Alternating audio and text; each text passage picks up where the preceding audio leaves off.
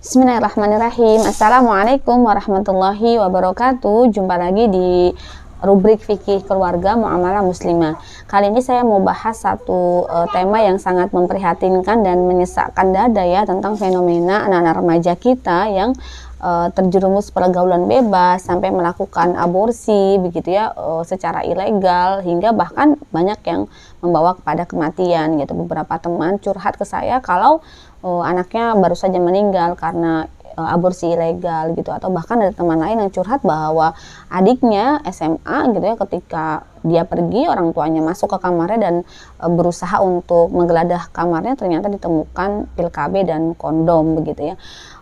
Bagaimana sih membentengi anak-anak remaja kita agar mereka tidak terbawa arus pergaulan bebas begitu ya, atau setidaknya mereka dapat mengidentifikasi kalau circle mereka atau lingkungan pergaulan mereka ternyata membawa ke arah pergaulan bebas, sehingga mereka bisa berani curhat kepada orang tua, mereka meminta pertolongan kalau memang mereka misal nggak bisa keluar dari circle itu secara mandiri begitu ya. Dan Allah Subhanahu wa taala di dalam Al-Qur'an, di dalam surat Al-Isra ayat 32 sudah mengingatkan gitu kepada kita semua, a'udzubillahi minasyaitonirrajim, wala taqrabuz zina innahu kana fahisya wa sa'as sabila. Janganlah kalian mendekati zina, karena sesungguhnya zina itu adalah perbuatan yang keji dan suatu jalan yang buruk. Bahkan di sini Allah Subhanahu wa taala tidak mengatakan wala taznin, janganlah berzina. Allah mengatakan wala taqrabuz zina, bukan jangan berzina, tapi jangan mendekati zina. Berarti memang zina itu punya sabil, punya jalan-jalan yang membawa seseorang itu jatuh kepada perzinahan. Jangan mendekatinya aja nggak boleh, saking berbahayanya aktivitas zina ini.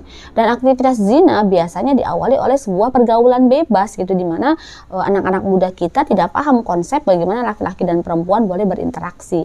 Nah, kalau kita pahami sistem pergaulan di dalam Islam, maka kita akan ketahui bahwa Islam sangat strict membatasi bahwa laki-laki dan perempuan hanya boleh berinteraksi di aspek publik yang itu berhubungan dengan kemaslahatan umat, berhubungan dengan sesuatu yang tidak private. Misalnya kalau anak-anak sekolah nih ya, pelajaran sekolah atau pelajaran kuliah, atau kalau umumnya wanita bekerja ya dia bekerja, misalnya ada rekan yang laki-laki ya secara profesional dalam hubungan kerja. Tidak boleh di dalam aktivitas tadi itu diselipkan misalnya aktivitas khalwat, mereka melakukannya berdua-duaan saja tanpa mahram. Tidak boleh mereka misalnya pergi berdua-duaan, tidak boleh mereka pergi bersama-sama yang itu terjadi campur baur di dalamnya. Termasuk juga panduan untuk menutup aurat ketika keluar rumah, untuk menahan pandangan gitu ya. Misalnya untuk juga berusaha membentengi dirinya dari hal-hal yang membawa kepada aktivitas perzinahan tadi. Jadi hal pertama yang harus dipahamkan kepada anak-anak kita adalah panduan bagaimana mereka menyikapi interaksi mereka dengan lawan jenis. Berarti kita harus benar-benar aware deh dengan circle-nya anak-anak kita. Aktivitas ekstrakurikuler mereka tuh apa sih, dilakukan di mana, sekolahnya tahu enggak, apakah mereka ketemunya di kafe gitu atau di sekolah. Kalau ketemu di sekolah ada pembinanya atau enggak, itu tuh orang tua harus notice banget gitu ya. Terus yang kedua, penting banget bagi kita untuk memilihkan anak-anak kita teman-teman yang baik. Jadi nggak tepat kok ada yang mengatakan boleh berteman kepada siapa saja. No, bertemanlah hanya dengan orang-orang baik, karena Allah sendiri menyampaikan di dalam Al-Quran, dalam surat Al-Fajr itu bahwa udkhuli fi ibadi wadkhuli jannati, masuklah ke dalam hamba-hambaku. Berarti maksudnya kita hanya akan bisa masuk jannahnya Allah kalau kita punya komunitas ibadi, hamba-hamba Allah, hamba-hamba yang baik, yang soleh. Karena lingkungan yang buruk itu, seberapa kuat pun seseorang bertahan, dia pasti akan terlarut dan ikut terwarnai oleh lingkungan itu gitu. Jadi yang kedua, pastikan kita memilihkan anak-anak kita teman-teman yang baik. Kalau kita nggak bisa milihin, kita yang ciptakan komunitas itu. Berarti orang tua memang harus terlibat dalam pergaulan anak. Saya punya loh orang tua yang dia punya anak remaja yang kalau anaknya ngafe, orang tuanya nemenin. Bahkan orang tuanya tuh ikut ngafe bareng anaknya agar anaknya nggak terbawa pergaulan bebas. Jadi kalau anaknya mau ikut pelajaran apa, ya orang tuanya akan datang bersama dengan anak itu, anaknya bergabung bersama teman-temannya, orang tuanya akan ikut ngopi di situ. Kayak kerasa di kuntit banget ya, enggak juga. Kalau tips yang ketiga adalah kita sangat dekat dengan anak kita, sehingga kita tahu kebutuhan-kebutuhan fisiknya, kita tahu kebutuhan psikologisnya, kita tahu bahwa mereka butuh ruang misalnya, tetapi kita berikan dengan cara yang aman, bukan malah membebaskan mereka untuk bergaul seenaknya begitu ya, sehingga akhirnya terbawa pada pergaulan bebas.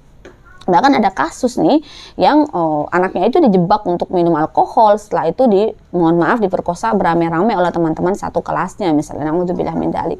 Jadi yang ketiga, pastikan kita dekat dengan anak dan benar-benar ikut bergabung dalam pergaulan anak sehingga kita tahu anak itu bertemu bersama siapa dalam aktivitas apa. Dan yang keempat yang sangat penting adalah bekali anak-anak dengan pemahaman Islam.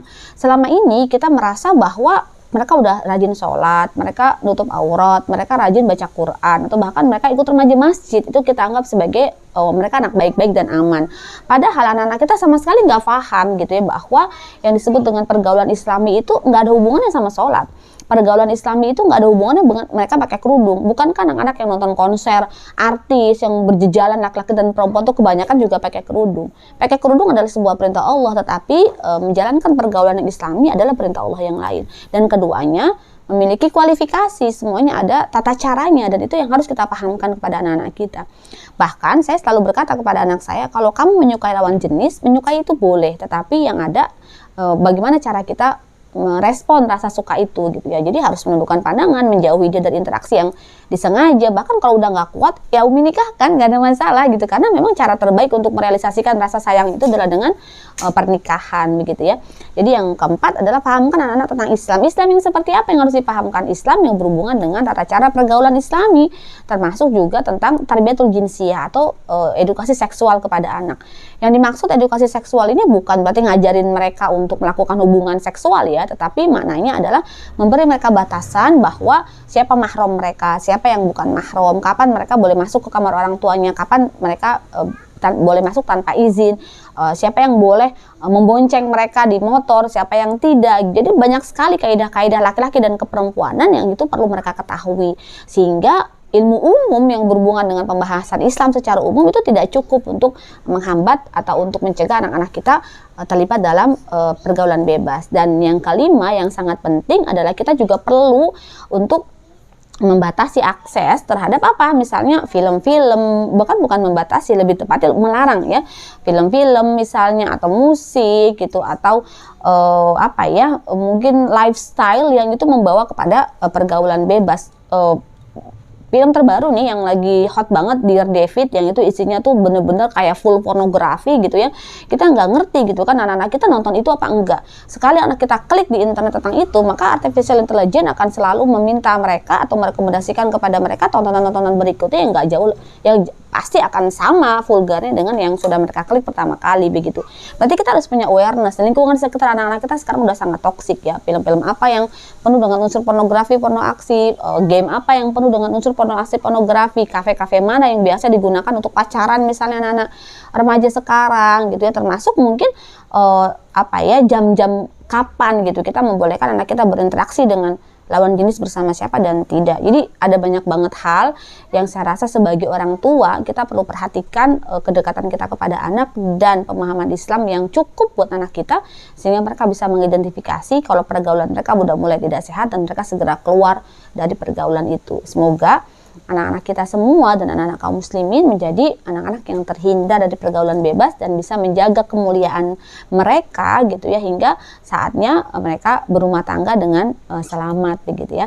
Mungkin itu sedikit apa ya, prolog ya, bahasan tentang bagaimana mencegah anak-anak kita dari pergaulan bebas, dan kita akan lanjutkan di sesi-sesi berikutnya bagaimana sih pendidikan seksual pada anak secara detail ya, bagaimana pergaulan Islami secara detail untuk kita bahas bersama-sama. Jumpa lagi di kajian fikih keluarga berikutnya. Assalamualaikum warahmatullahi wabarakatuh.